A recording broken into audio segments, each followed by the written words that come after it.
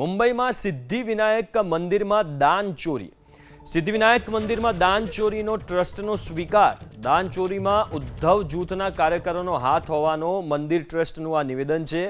દાન ચોરીની ઘટનામાં સામેલ જવાબદારો સામે કાર્યવાહી કરાઈ ટ્રસ્ટે આ નિવેદન આપ્યું છે. 10 આરોપીઓની એસીબીએ ધરપકડ કરી છે.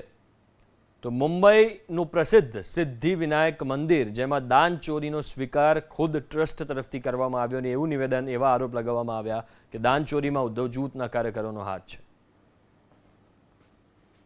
हमारे जो 10 ट्रस्टी है उसमें से 8 ट्रस्टी ने एक लेटर दिया है शिंदे साहब को, और वो लेटर में ये लिखा है कि हर वीक में अभी करीबन 90 लाख के ऊपर कैश जमा होती है दान पेटी में, और ये करीबन 2 साल से 70, 80, 90 ऐसे बढ़ती जा रही है.